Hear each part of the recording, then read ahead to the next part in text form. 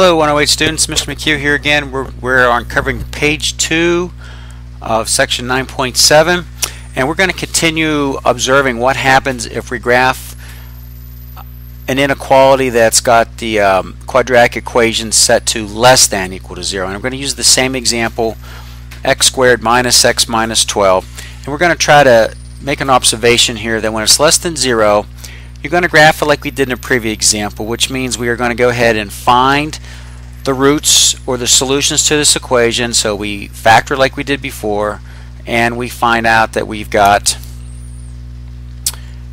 the solutions at x equals -3 and x equals 4 right here. Okay, now what we're going to find out here now is when we find out that x squared minus x minus 12, we're going to replace that with y. And now it's going to be less than or equal to 0. So now we have the situation where we are going to be on the y-axis, but this time we are going to be below the x-axis. Where is y less than or equal to 0?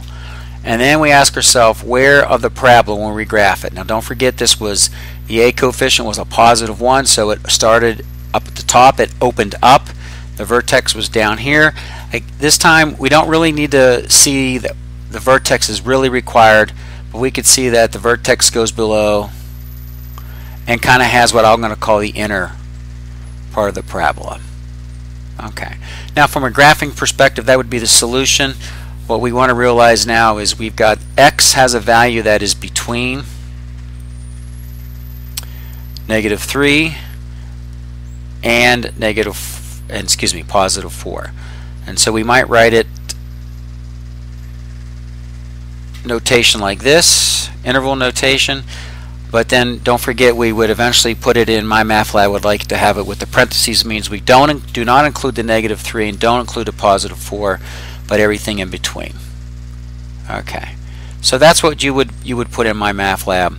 And what we're going to find out here now is that we can start to make a conclusion that we don't really need to have to actually graph these completely 100% accurate. That what we've got here are 3 zones, and our 3 zones are going to be outside zone A and zone B.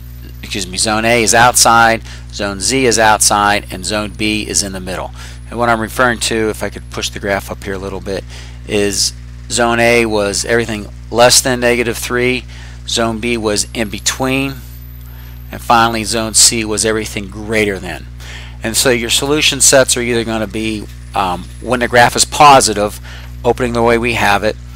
From our previous example A, it was above the x-axis, which was up here and over here, and then one we just did was in between in the middle. So we're going to find this next example here on page 3 is to find the solutions, find the roots, realize which way the graph opens up or down, identify where the vertex is, and do a pseudo graph, and then from there write the solution set. Okay, so this is finishes up basically what's going to happen here for interval testing. We're going to do this on page 3. You see down in my notes here, there really is no need to do the graphing. We're going to do what I'm going to call a pseudo graph, find the roots, and do interval testing on zones A, B, and C. Okay, that's all for now. So Mr. McCue here. We'll come back and we'll finish. This finishes up page 3. Okay, bye-bye.